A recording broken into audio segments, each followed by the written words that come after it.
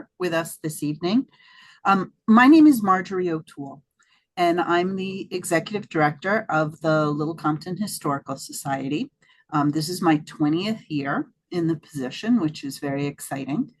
And one of my favorite projects is the one we're working on right now, which is called the Sakonnet History Project, where we are learning about and sharing information about the Sakonnet Wampanoag people.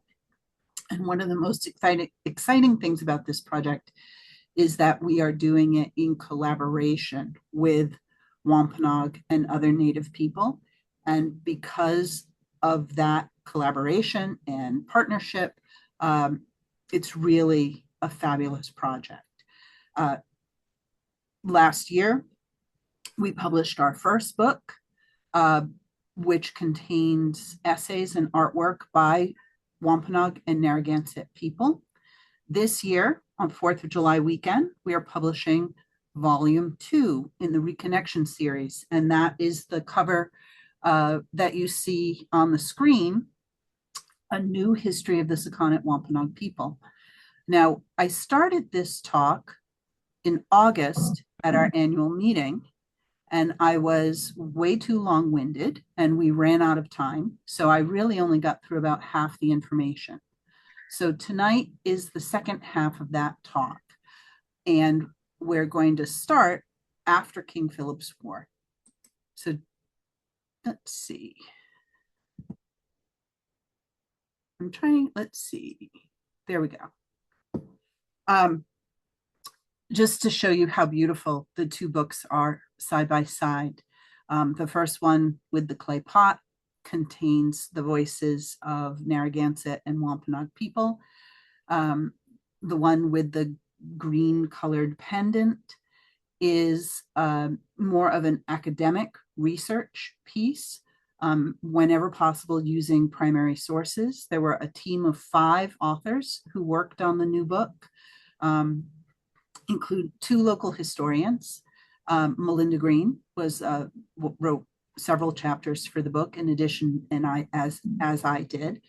Kevin Smith, an archaeologist, has written a chapter for us on Sakonnet belongings.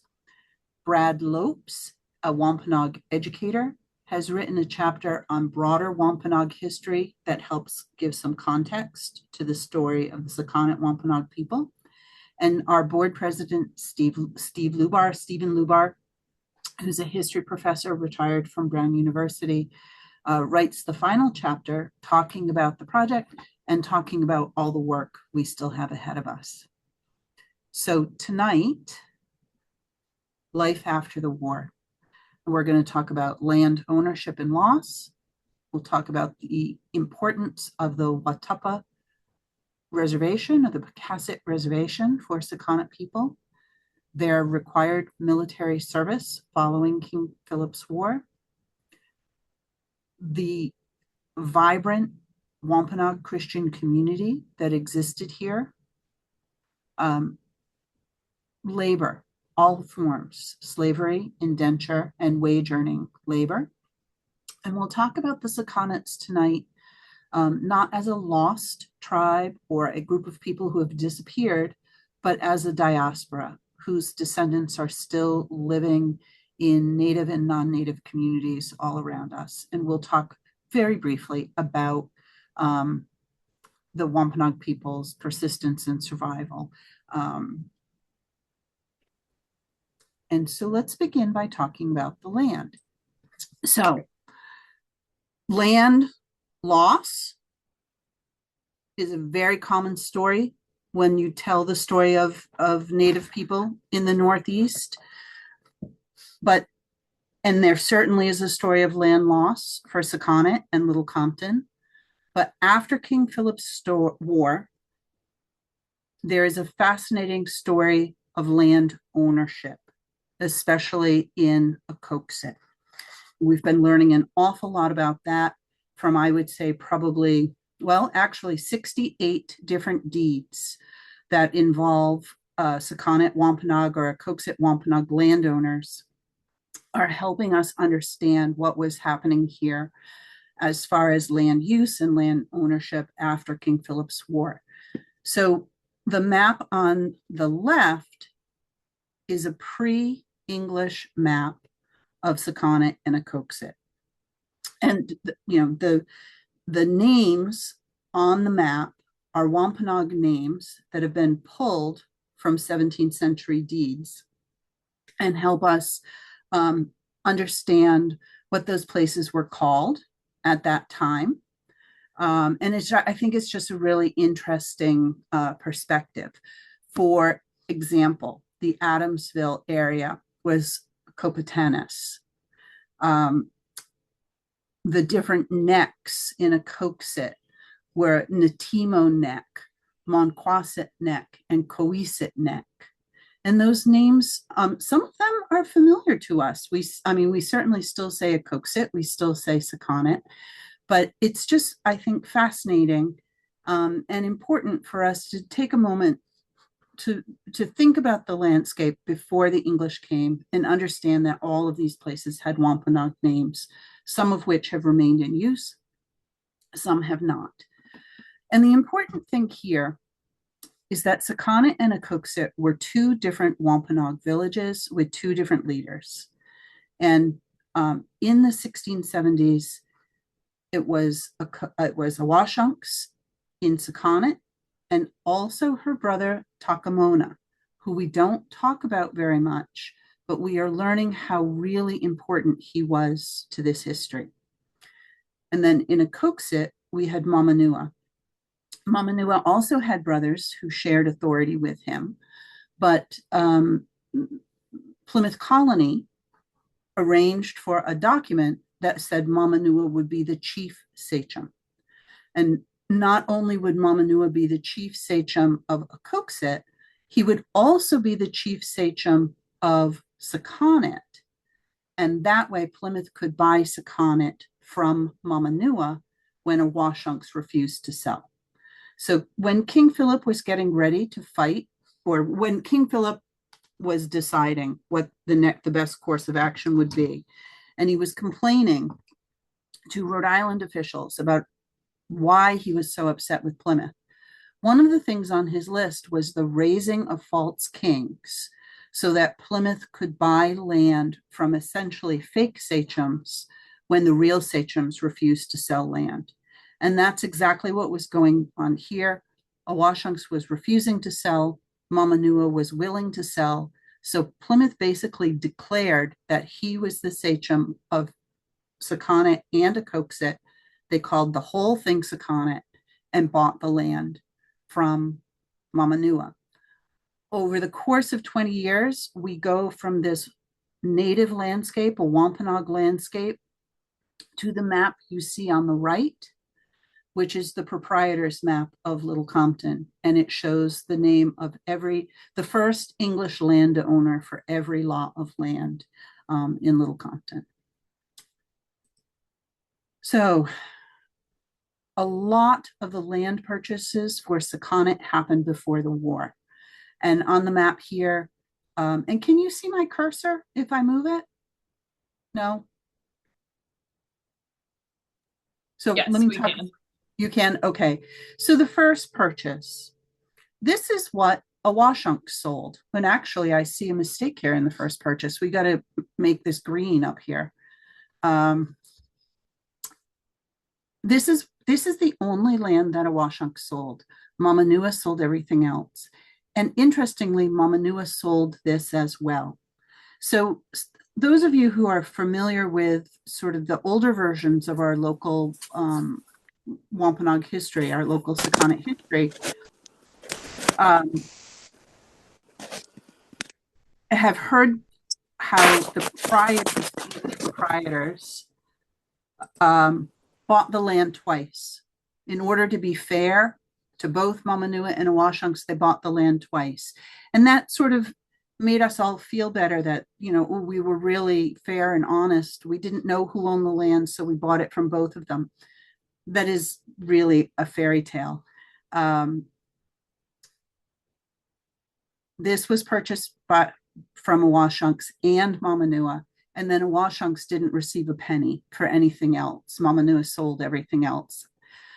His Second purchase was this green area plus the first purchase. So he sold the first, so the first purchase was actually purchased twice.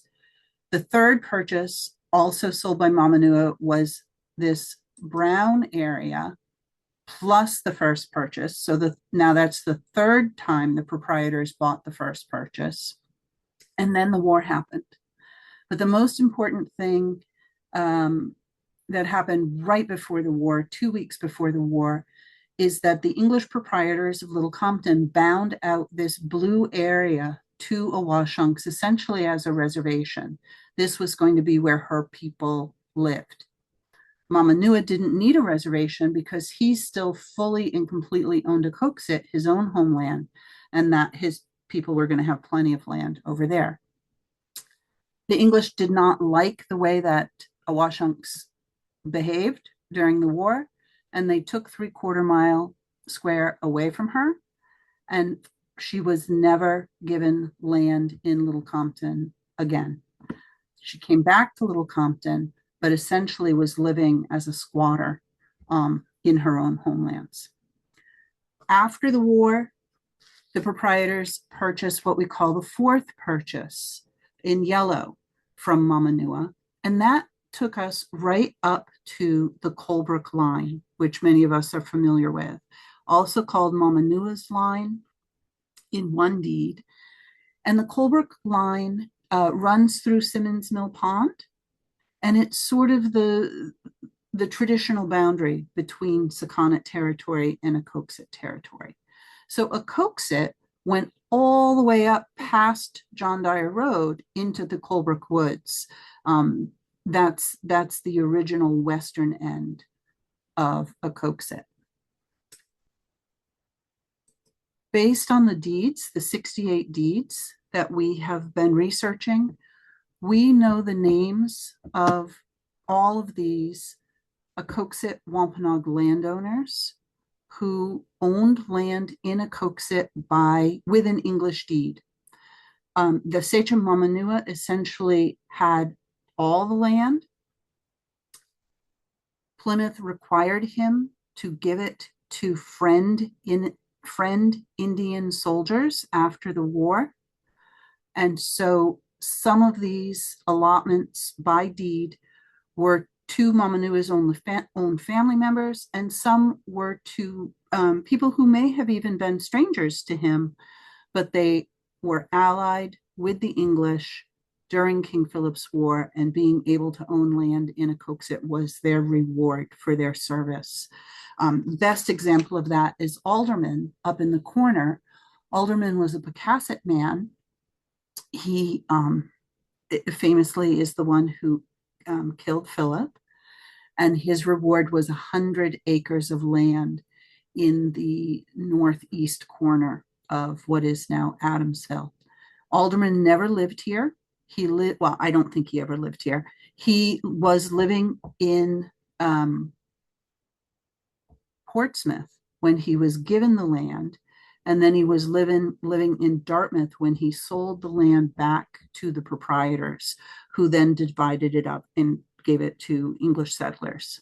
So Alderman essentially had land, an investment of land in Sakonnet, but he was not a Sakonnet resident. There's this fascinating story of Takamona's 1,000 acres.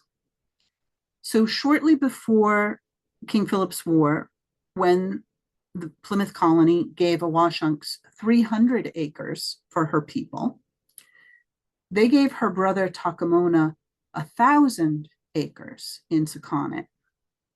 So Takamona, who we never talk about, never hear about, actually got 3 times as much land in Sakonnet than his far more famous sister did. And we don't really know why. Is it because he gave up all kinds of land in Swansea, where he was also the sachem in Swansea, and this was sort of his payback for giving up his Swansea land? Did he have more followers than Awashonks? Was his band of Sakonnet people larger than Awashonks' band, so they needed more people? A lot of historians would say it would probably have a lot to do with his being a man, and Plymouth repeatedly shows that they prefer doing land deals with men than with the female sachems. So we don't know why Takamona was given 3 times as much land as his sister. We do know that it was never laid out during his lifetime. We know that he sided with Philip during the war, and we know he was killed during the war. So he never got to enjoy his land. Plymouth seized the 1,000 acres, which at this point exist just on paper. They've never been surveyed, never been laid out.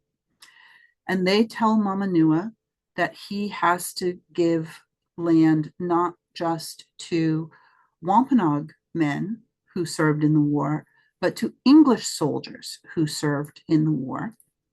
And Plymouth proceeds to allot, I believe, 780 acres of Takamona's land to these English soldiers.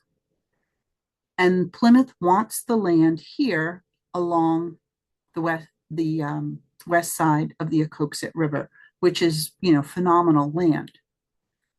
So they send out surveyors, and one of the surveyors is Captain Benjamin Church, and they're out surveying the land.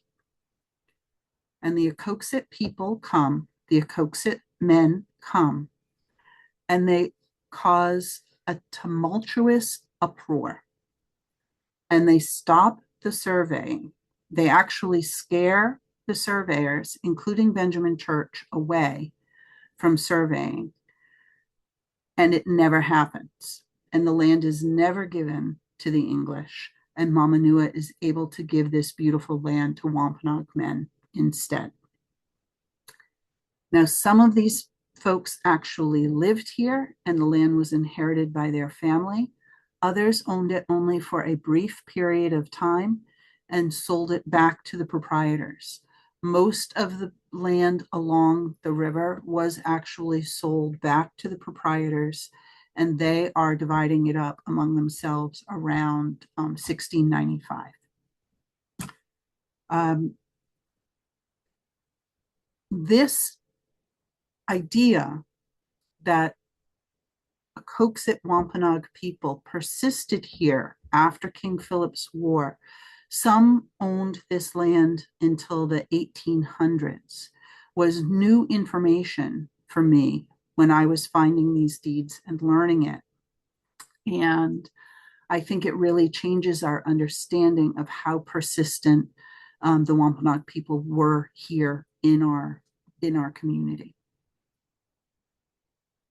So next we are going to talk about the Watapa Reservation. So there were no reservations within the bounds of Sakonnet or Acoaxet. Awashonks was supposed to have a reservation in Sakonnet. That was taken away from her because Plymouth felt she was disloyal during the war. Acoaxet never went the reservation route. They went individual deeds. And individual deeds can protect Native people from a sachem who would sell land without their consent, but it also means that the choice to sell is an individual choice, not a community choice. And so if and when any of these people fell into debt, one of the first things they would do is sell their land. And eventually all of this land did pass into English hands. The Sakonnets, who did not have land, persistently, and were living on the west side in Sakonnet, persistently requested land from Plymouth. Plymouth had promised them land, and Plymouth was not fulfilling that promise. There is this heartbreaking letter from Awashonks that her son, Peter Awashonks, delivered to the governor, the colonial governor, and I believe the date on it is 1686. And it basically says, please, can we have some land so we can grow food for our people? It's heartbreaking. And still there was no answer, no resolution. So first, after a lot of petitioning, a lot of advocating for themselves. The group of Sakonnets who, this is a chapter that Melinda Green wrote, and Melinda refers to them as James Church's company. James Church, we believe, was a Sakonnet man. He served with Benjamin Church during King Philip's War and in the colonial wars afterward. He was the captain or the leader of the Sakonnet men who served with Church. And James Church's company kept advocating and asking for land. And so at first they were offered 3 small separate pieces of land in Tiverton. And they basically said, no, that's not what we want. We do not want to be separated from each other. We want to live as a community so we can help each other. And so we can have a school and we can have a church. And it's actually strategic of them to mention the school and the church because those are the words Plymouth wanted to hear, that they were interested in becoming Christians. They wanted a church. And so Plymouth agreed and gave them land on Watuppa Pond as their reservation. And it has been a struggle. Enormous portion of the reservation was taken by eminent domain in order to supply water to the city of Fall River, but that reservation persists today. The Acoaxet people actively steward and enjoy the land. And if we are looking for descendants of Sakonnet people, the Acoaxets are really the closest relatives of the Sakonnets. Or that's where the Sakonnets ended up, mostly with the Acoaxet people. This is the plot map for the reservation. I believe this is 1763. And at this time, numerous Sakonnet families are living on plots on the reservation, including 4 of Awashonks' great-grandchildren. And there is much, much more to say about the reservation, but as I said, it was Melinda Green's chapter, and I feel like we should have Melinda, come with us at some point and really tell the story. This is the Perry farm. The Perrys, when the land was being taken by eminent domain, the Perrys were living on the land. Part of the excuse for taking the land was that there were no more Acoaxets, but that is not true. The Perrys were still on the land, and there were plenty of Acoaxet people living elsewhere, living off the reservation, out to sea as whalers.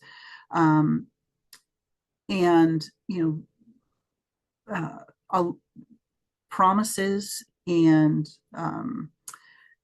deeds and so forth were all disregarded in an effort to take this land because it was supposed to be a reservation forever. And this beautiful portrait of this young woman is a 7th generation granddaughter of Captain James Church, who went to Durfee High School and just is an example of the persistence of the Wampanoag people.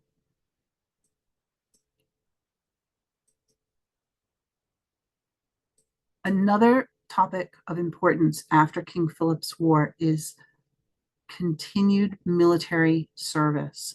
So many of us are familiar with the meeting at Tree Rock during King Philip's War. And this is after over a year of trying to avoid war, trying to stay neutral.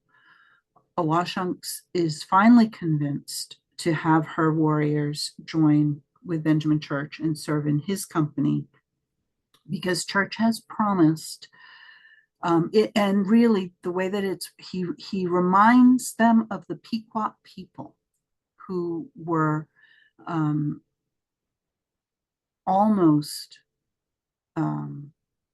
it was almost a genocidal situation with the Pequots, and the surviving Pequots were enslaved. And so basically what Church is saying is, remember what happened to the Pequots. If you want to survive King Philip's War, Join with me and I will protect you. And the Sakonnets agree if church will protect their women and children from death and from enslavement in the Caribbean. But part of that promise was that they would have to continue to serve in church's company if the need arose. And after King Philip's War, the need did arise over and over and over again with the colonial wars that were sort of endless. King William's War, Queen Anne's War, the French and Indian War. These wars were all mostly directed to the north. So over and over again, I want to say 4 times, Benjamin Church recruited the Sakonnets, 30 men at a time, 40 men at a time, and they went on ships to Maine and they fought in those northern wars. A lot of loss of life.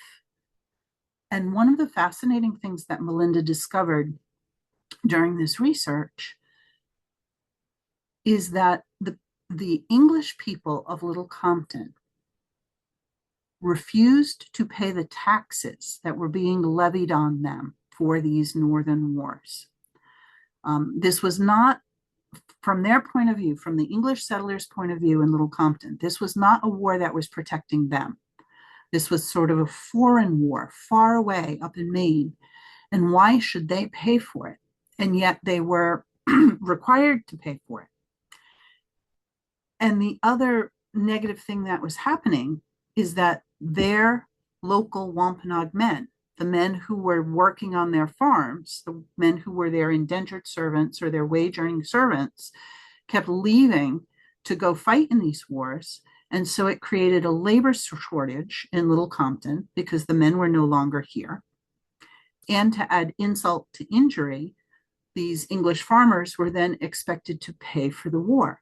And they flat out refused to pay their taxes. And Plymouth sent an armed military force to Little Compton that occupied Little Compton for over a week in order to subdue these tax rebels. About 40 tax resistors holed themselves up in a local home, and the Plymouth forces actually came and surrounded them and held them captive. The Plymouth forces refused to use real violence against the Little Compton men because they were, friends. They knew each other. But at one point, there was a serious threat to set the house on fire, and that is when most of the tax resistors surrendered. So this is called Almy's tax revolt. Christopher Almy was a leader. Daniel Wilcox was also involved.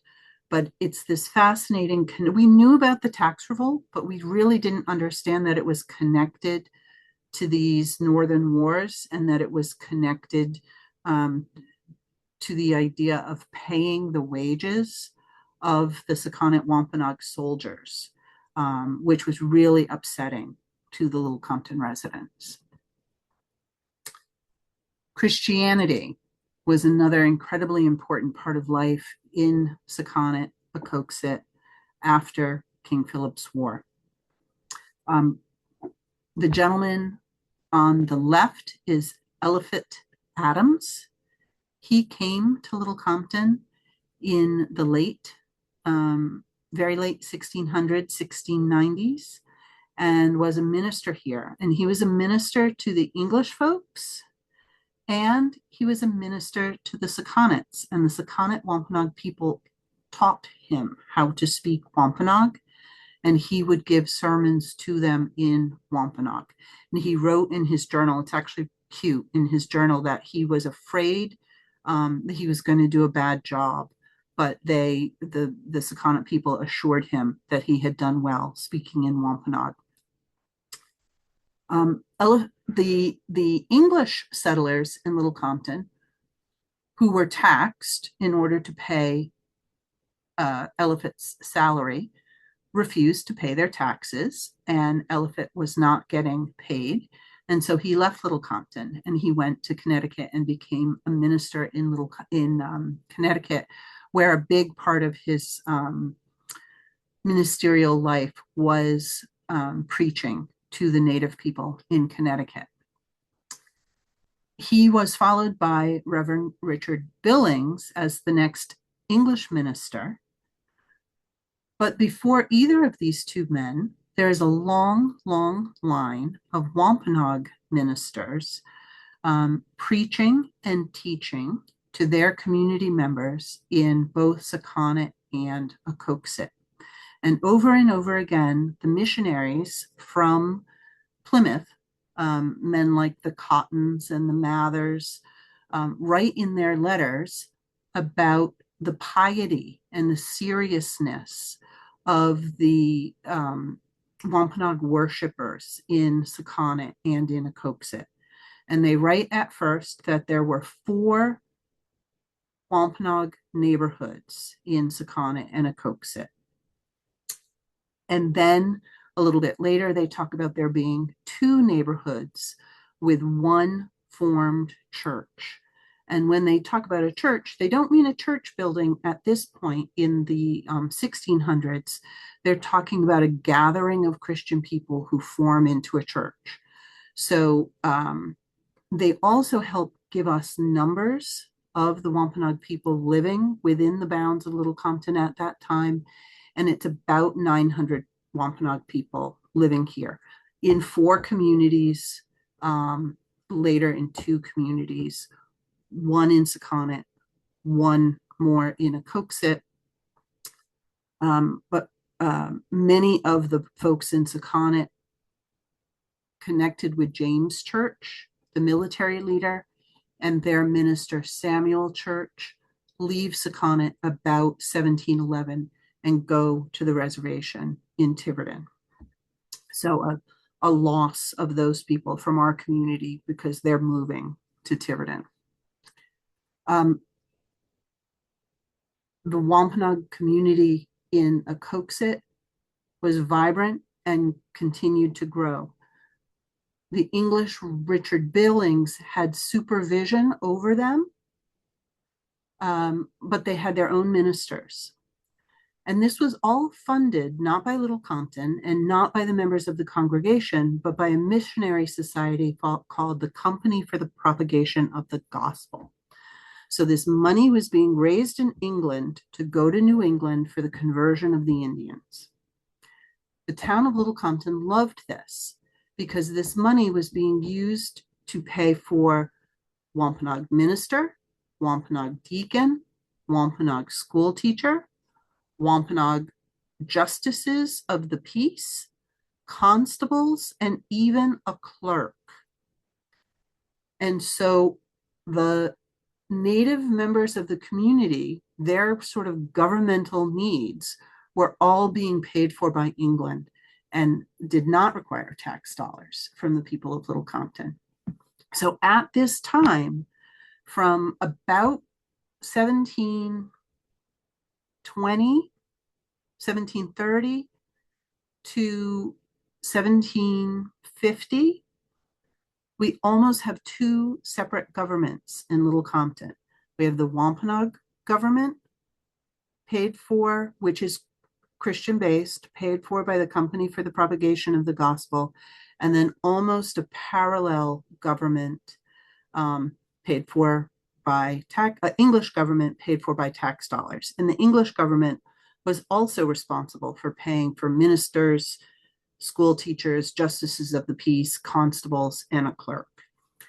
Now, one of my favorite things about this is knowing that there was a Wampanoag clerk in town means that there were Wampanoag records. And we do not know the location of those records. We don't know if they survive. We don't know if they're in an archive someplace. But if we could find them, it would probably revolutionize our understanding of the Wampanoag people in early Little Compton. And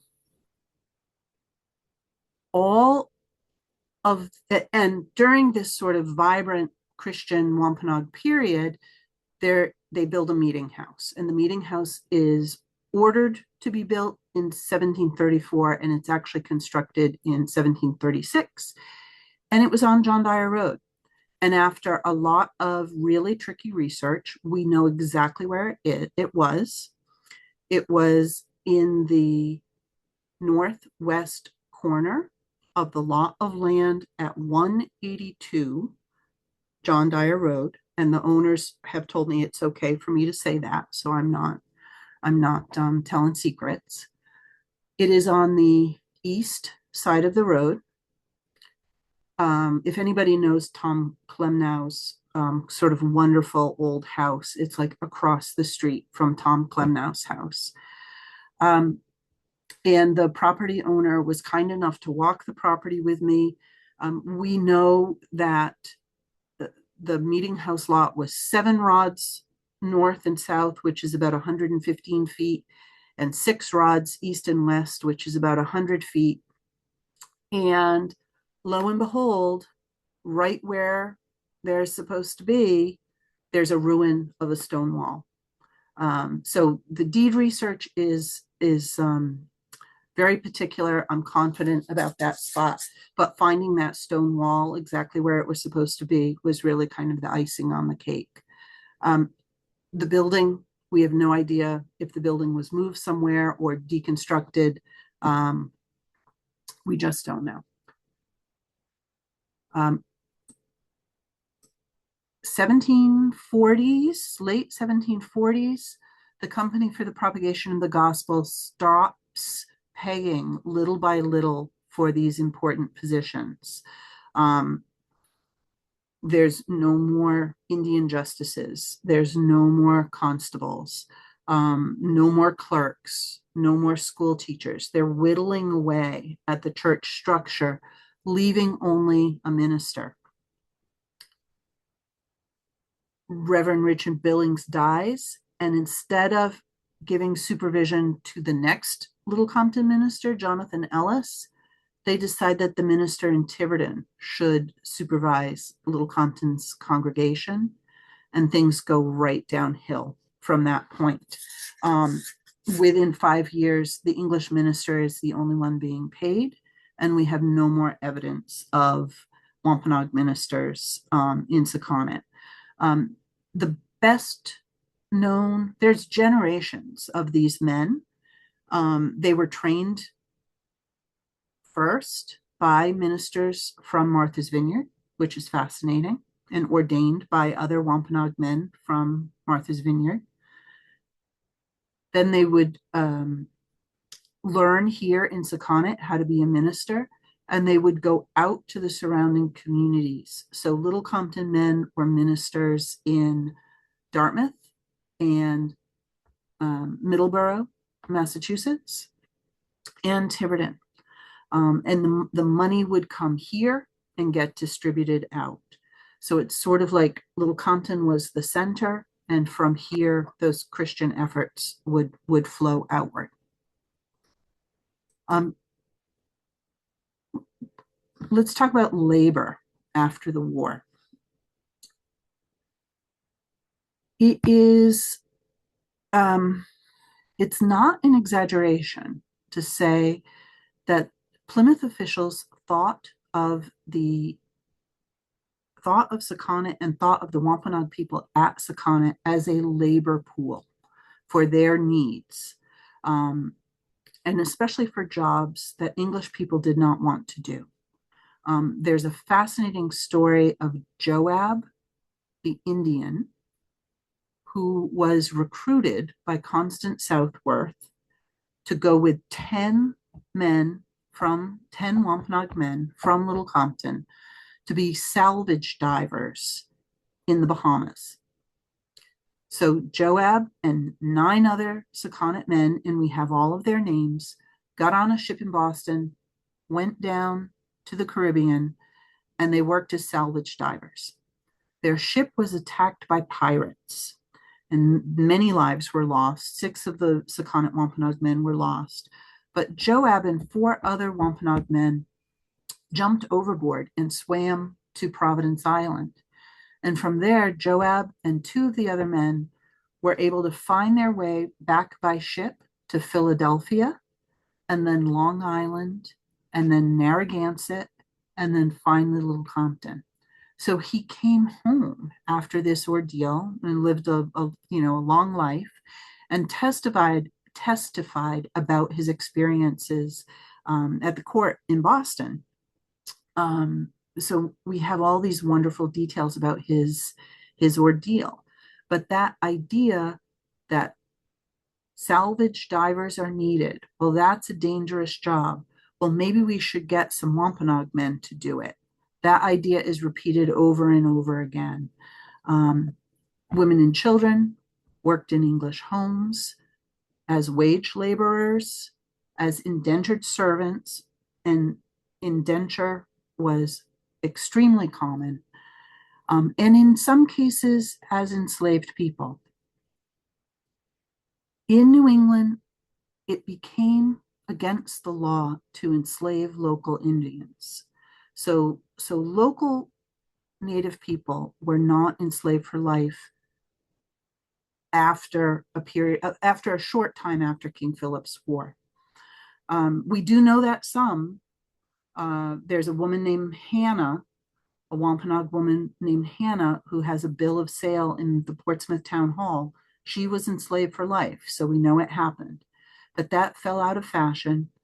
Indenture became more popular, and so there would be contracts, labor contracts. Some were voluntary, and others were ordered by the Little Compton Town Council. And most especially, the town council ordered Sakonnet Wampanoag children into indenture in English families, especially if their dads were not around, because they were afraid that the children would become chargeable to the town, which again meant tax dollars. So as we're doing this work, one of the main themes here is Little Compton people do not want to pay taxes, and they will do anything possible to avoid paying taxes. So instead of, paying for an 8-year-old child to go into an orphanage or to be cared for by a family, that child is expected to work for their keep. And in some cases, those children were basically auctioned off to the highest bidder by the town of Little Compton. This document that we see here is a different type of indenture. It's probably a voluntary indenture for adult men. It is Edward Richmond's probate inventory. And if you look right here, it says 3 Indians: Peter Awashonks, valued at £3, Amos, valued at £3, and John Ahamo, valued at £3. Peter Awashonks is Awashonk's son. Amos is another one of Awashonk's son, and we don't know who John is. But this is 1696. 20 years before, Peter Awashonks was a sachem. Now he's an indentured servant in an English household. The Wilbur House had an indentured Sakonnet Wampanoag girl living in the house. 1757, an epidemic went through the Wampanoag community around the meeting house on John Dyer Road. At least 5 people died and 3 children were orphaned. And those children were bound out or ordered into indenture by the town of Little Compton. Dr. William Wilbur was the head of the Wilbur House at that time. He was caring for the Indians during the epidemic, and he took Val home, and his family cared for her and brought her back to health. But the town indentured Val, ordered Val into indenture at the Wilbur House, and she was required to stay there until she was 18 years old. The book that we are writing is dedicated to Val Solomon. It touches me that Val and I both work in the same house. And I work there voluntarily because I love it so much. I look forward to my work every day. Val didn't have that choice. She was required to be there whether she wanted to or not. And West Wind Road is pretty far away from your friends on John Dyer Road. One of the main ideas that we're trying to correct or to reevaluate as we're working on this history is the idea that the Sakonnets are gone, right? And like so many New England communities, we have a story of the last Sakonnet. There's actually a term in the history field called the lasting of Indians. And shortly after the book, The Last of the Mohegans came out, almost every community in Little Compton, every community in New England came up with a last Indian story. And that meant that the tribe was gone. There were no more Indians to worry about. And it was, perfectly fine and wonderful for English people, non-native people to be living in those communities because the native people were gone. And in reality, that couldn't be farther from the truth because these native communities persisted and survived. And so instead of talking about the Sakonnets being gone, we're really trying to focus on why did Sakonnet people leave and where did they go? And the answer to why they left is because the English settlers made Sakonnet an undesirable place to live. Native houses were set on fire. Access to waterways and fishing and hunting grounds was limited. Fewer and fewer opportunities, fewer and fewer marriage partners. We see multiple deeds where the people are saying they no longer want to live in Little Compton, that they are enclosed by the English, and they would rather go live in native communities. And so they're leaving and going to places like Middleborough, Massachusetts, New Bedford, which had a large native community, and again, of course, the Acoaxet community in Tiverton. So we've been trying to learn about the diaspora. Where did people go? One of the most famous Wampanoag, well, the best known Wampanoag minister in Acoaxet, Little Compton, was John Simon. At the end of his career, John Simon sold his farm in Acoaxet and he bought a farm on Sakonnets Neck in Fairhaven. And I think Richard Gifford is watching. Richard Gifford knows his stuff, and I thank him for pointing out to me that even though the deed says Dartmouth, Dartmouth encompassed land all the way to Fairhaven at that point. And John Simon's new farm was in Fairhaven on Sakonnets Neck. Some of you might be familiar with Martha Simon. Martha Simon is this woman here. Henry David Thoreau went to visit her on Sakonnets Neck and talked with her and wrote about her.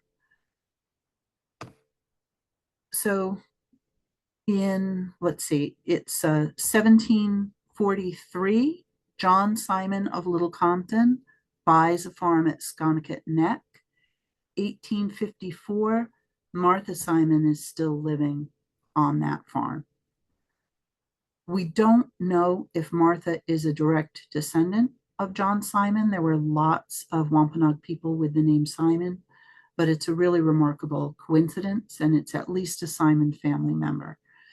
So again, we see the spread of Wampanoag people from Little Compton to other places and their persistence over time.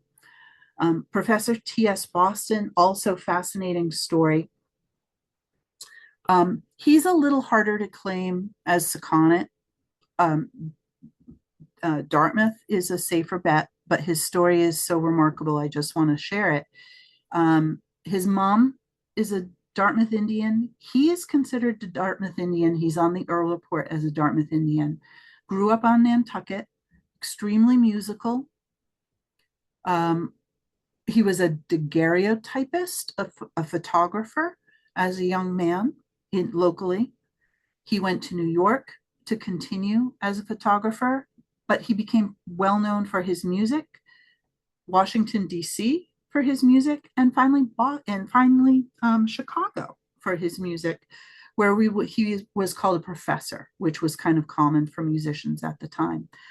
He is an African-American Wampanoag man, and in Chicago, he identified more with his African culture and joined many African men's societies. The people being multiracial is another reason why it seems as though the Sakonnets disappeared, because many of them, as they married into African families, were recorded by record keepers as different races, or began to identify with their Black family members or with their African American family members more so than their Wampanoag family members. But many still kept those ideas and traditions alive. An important part of our new book is that we are working with a Wampanoag educator who has a chapter in the book, and he is going to help put the Sakonnet story into the context of the larger Wampanoag story. And finally, the last thing I wanted to mention tonight is, in doing this research for the last several years, we've learned an awful lot about Awashonks. Historically, there's been quite a bit of confusion about her genealogy and her family. And I think we have a new and a better understanding of what was going on. Awashonks had we know with certainty that Awashonks had at least 4 children. Her son, Peter Awashonks, with a partner whose name is unknown to us. And then 2 sons, Simon and Amos, with her husband, Wee Tewayet. And during King Philip's War, Wee Tewayet was her husband. She also has a daughter, Betty. Now, we would not know about Betty at all, except Betty was called into court in 1683. And that is a real reminder that Native people who did not get in trouble with the law, did not do anything extraordinary, could live their entire lives without ever being recorded in the historic record. We do not know the name of Awashonks' first partner, so we don't know the name of Peter Awashonks' dad, and we do know her second husband was Wee Tewayet. A lot of old histories say that Mamanuah was Awashonks' son or stepson. We used to say that Mamanuah was Awashonks' stepson. I am convinced that that is not true. There is not one historic record, not one primary source that says that Mamanuah is Awashonks' son.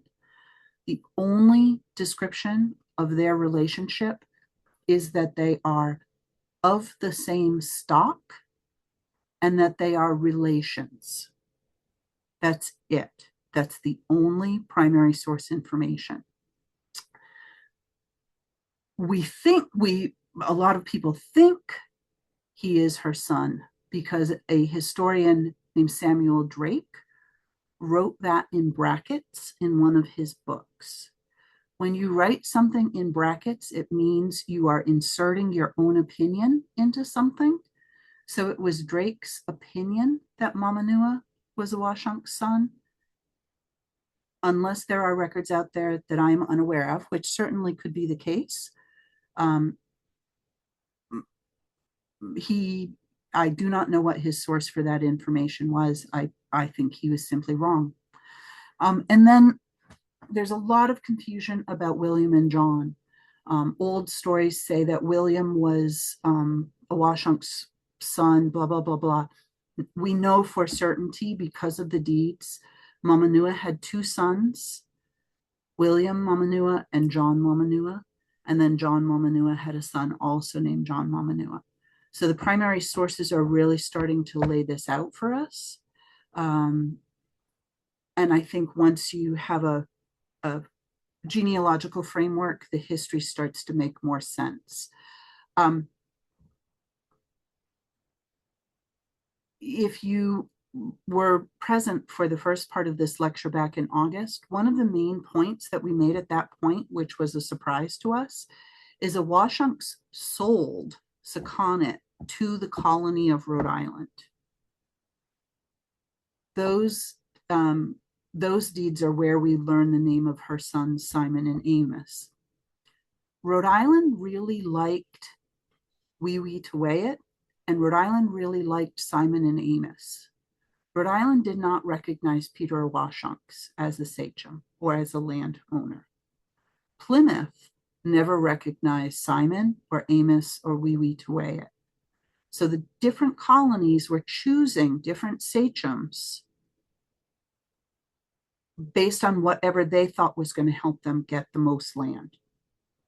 So difference of opinion about who the leaders were, each colony took a different strategy and tried to get the land a different way. Kim Toney is a colleague of ours she's an archivist and does wonderful work. She found this document, the Massachusetts Historical Society. This is not the deed to Rhode Island, but this is a slightly earlier document where she promises that she will sell to Rhode Island in the future. Now, when you see a document with wax seals, you know it's an original document, the one that people actually signed. So what I love about this is we know that Awashonks and her brother Takamona and her husband Wee-Wee-to-Way-It and her son Sampanok is Amos, touched this document and made these marks with their own hands. So this is an original document. This is Awashonks' signature and Takamona's signature and her husband and her son, right? And this is about as close as we're going to get to her. We did not know this document existed. Kim was extremely kind to share it with us, and it gives us great hope that there are more things out there like this that will enable us to continue to learn. All right, and that is the end of my talk this evening. You can stop sharing and see if there are any questions. Grace has been monitoring we never told you to put questions in the chat, did we? Sorry about that, everybody. If you have a question, I will do my best to try and answer it, and please put it in the chat and Grace will relay them to me. Is there anything there now, Grace? Yeah, we have one question about the group of men that you said were sent to salvage. A question about if we know if the 10 men had diving experience or if that was a specialized job that would have existed at that point. So that was actually a big part of the controversy during the court battle. And these papers, well, there's a whole community of people who work on this. And when I have to do court papers, there's a gentleman named Ed Bell, who's the best of the best with Massachusetts court papers. So he's been helpful with this. So not only was there tremendous loss of life, it was a financial disaster. So it went to court. And one of the points they were trying to make in court is that the Sakonnets were terrible divers who should have never been hired. And so therefore Constance Southworth, is liable for bringing on bad divers. And so there's different testimony. And so who do you believe? And I can't recall their names, but there's 2 men who say out of the 10 men, only 3 really knew how to dive. The others were kind of useless.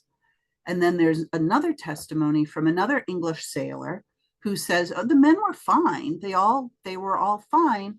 We just couldn't find anything. We kept looking and there just wasn't anything to salvage. All we came up with like some old chains. It just was a lousy voyage. So based on those men's testimony, either 3 men were skilled divers and the rest were just along for the ride, or all of the men were adequate divers, but they just didn't have good luck finding things.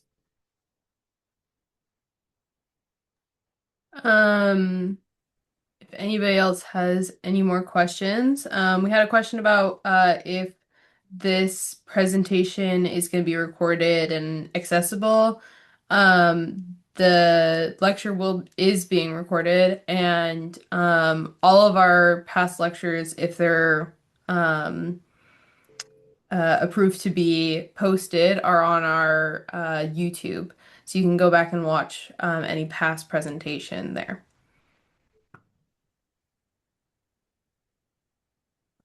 Alrighty, we'll give it one more second if anybody's typing a long question. We seem to be wrapping up just in time as a big thunderstorm is currently rolling into Little Oh, Compton. well, our book is going to the printer tonight, and I still have at least one more section to proofread. So it's good for me to get back to work. Yeah, and that new book will be out soon as well. Right. We're having an exhibit preview party on July 3rd. We don't mean to be confusing, but the exhibit is about the Revolutionary War, timely, and the exhibit will be wonderful. The book is on the Sakonnet Wampanoag people. So that's a little different than what we normally do, because usually everything is matchy-match. But this year, the Sakonnet book will come out on the same night as the Revolutionary War exhibit. Later in the summer, Steve Lubar is working on a Revolutionary War book, which will also be fabulous. I don't have the capacity to think about two books at the same time. So he can. He actually was working on 3 books at the same time, but I cannot do it.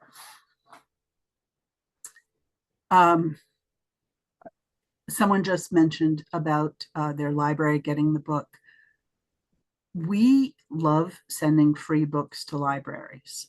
If you want your local library to have a copy of the book, have them send us something on official letterhead or an email that looks legitimate, and we will mail them a free copy of the book. And then one last question we had was about Quaker involvement in the tax revolt that you were talking about earlier. So Betsy Kasdan is online. Did Betsy ask the question? Oh, yes. All right. Betsy knows way more than I do about. I was going to defer to you. I don't know. I can tell you the names of, like, Christopher Almy was a leader. Daniel Wilcox was a leader. There seemed to be a third guy whose name is escaping me. So I don't know if you recognize any of those men as Quakers. Can you hear me? Yes. Okay. The reason I ask is that refusing to pay taxes that are specifically for war and refusing to pay taxes to support a town minister are both things that Quakers were very adamant about. And in Dartmouth, this is early 1700s, in Dartmouth, the tax collector was actually jailed for refusing to collect the minister tax. So that is it was an ongoing, it's not just a Little Compton issue, but I'm wondering now whether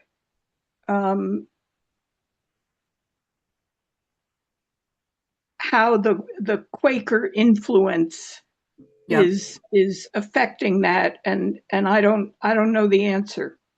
So the only thing that I can add to that conversation is our numbers. There were surveys of Little Compton Quakers, not surveys, censuses of Little Compton Quakers ordered 2 different times.